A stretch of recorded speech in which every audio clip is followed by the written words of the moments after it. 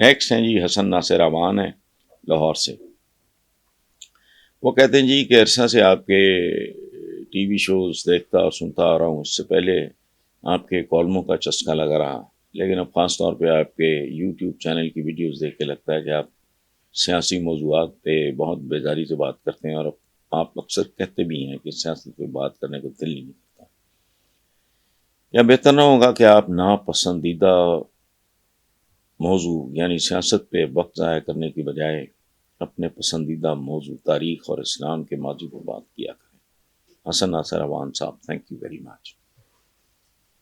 میں دل سے آپ کا شکریہ ادا کرتا ہوں، لیکن ہم کیا کریں، پروفیشنل ہیں، مجبوریاں ہیں عجیب و غریب طرح کی.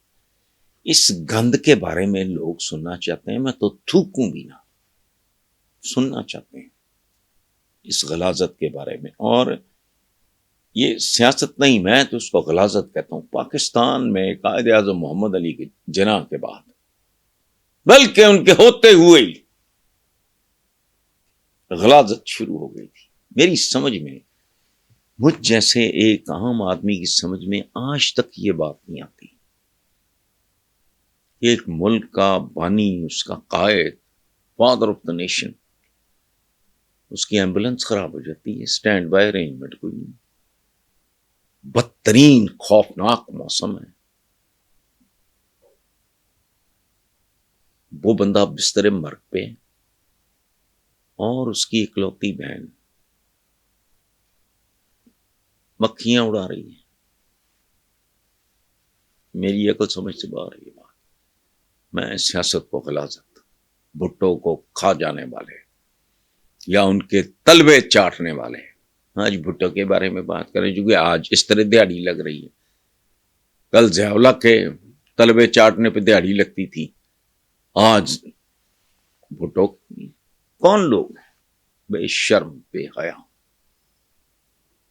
سوال ہی نہیں پیدا ہوتا کہ کوئی انسان جس کے اندر ماڑا موٹا ضمیر ہو. میں کو بہت باضمیر شخص کی بات نہیں کر رہا، تھوڑا بہت بھی ہو، مرتا ہے وہ. مارا، یہ تیرا پاکستان ہے، یہ میرا پاکستان. اس پہ کتابیں بھی چھپ چکی ہیں، کیا کچھ نہیں ہوا.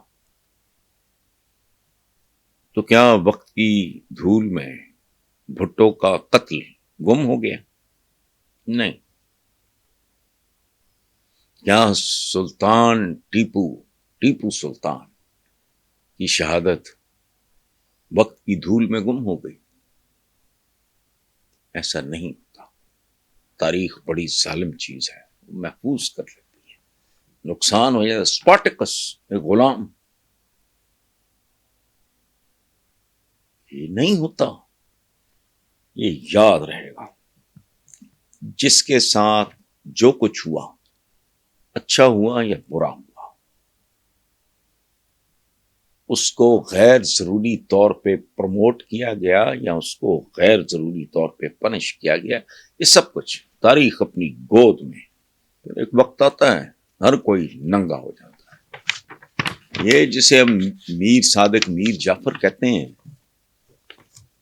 جب یہ حادثے گزرے نواب سراج الدولہ اور سلطان ٹیپو کے ساتھ، تو اس وقت زبان سے دھیان نہیں. جیسے جیسے وقت گزرتا جائے گا ویسے ویسے زخم بھی بھرتا جائے گا، ہر بندہ ننگا ہو جائے گا. دیکھو کیسی عجیب بات ہے. بھٹو کی ڈیڈ باڈی کی تصویریں چھپتی ہیں، 4-6 بندے کھڑے، جبر تھا. آج بھٹو کے اراؤنڈ دا کلاک میلہ لگا ہوتا ہے. ضیاء الحق کی قبر کا رستہ دو، جس کو اس منافق نے اس ملک پہ سوار کیا وہ بھول گئے، نام ہی نہیں لیتے کبھی. ایک زمانہ تھا کہ یہی لوگ کہا کرتے تھے جو اس کی پیداوار ہے گندی. کیا کہا کرتے تھے یاد ہے؟ ہم ضیاء الحق کا ادھورا مشن پورا کریں. اگر آپ کو نہیں یاد تو اپنے کسی سینئر سے پوچھ لینا.